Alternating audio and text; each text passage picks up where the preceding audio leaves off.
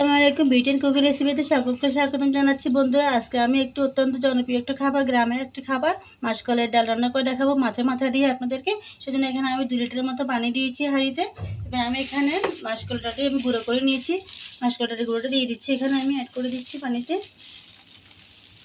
এই রান্নাটা অত্যন্ত সহজ। এই খাবারের মধ্যে আপনারা প্রচুর পরিমাণে আমিষ এবং ক্যালসিয়াম পাবেন, শর্করা পাবেন। এবার আমি একটু প্যাচুলার সাহায্যে পানির সাথে মাসকলাইয়ের গুঁড়াটা অ্যাড করে দিচ্ছি, মিশিয়ে দিব ভালো করে।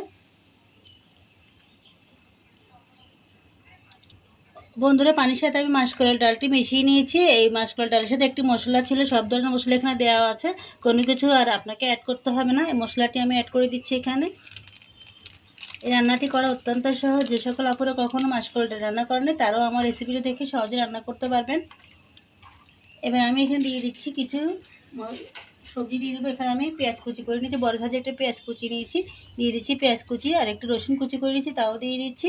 আর একটু টমেটো ফালি করে নিয়েছি পাতলা পাতলা করে, তাও দিয়ে দিচ্ছি এখানে। আর 3-4টির মতো কাঁচামরিচ ফালি করে নিয়েছি, তাও দিয়ে দিচ্ছি এখানে। এবার আমি এটি একটু ভালো করে মিশিয়ে নেব, মিশিয়ে করে এটা ফুটিয়ে নেব। ডালটি ঘন হয়ে গেছে। এখানে মাছের মাথাটা আমি আগে থেকে ভেজে রেখেছিলাম একটু সামান্য হলুদ মরিচ দিয়ে। এবার দিয়েছি মাছের মাথাটা এখানে অ্যাড করে দিচ্ছি। ডালটা রান্না করতে বেশি সময় লাগে না বন্ধুরা। এখানে মশলার সাথে লবণও দেওয়া ছিল, আমার মনে হচ্ছে আরেকটু সামান্য লবণ লাগবে, সেজন্য আরেকটু লবণ দিয়ে রেখে দিচ্ছি। দিয়ে ভালো করে মিশিয়ে আমি ঢাকনা দিয়ে রেখে দিব। আর বেশিক্ষণ সময় লাগবে না রান্না করতে। ডালটি ঢাকনা দিয়ে দিচ্ছি।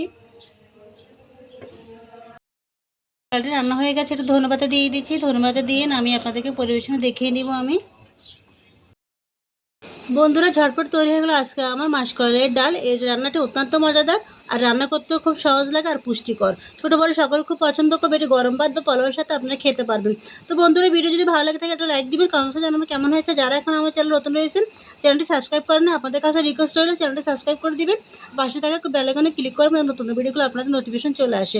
তো বন্ধুরা, সে পর্যন্ত ভালো থাকবেন, দেখা হবে নতুন ভিডিওতে। আল্লাহ হাফিজ।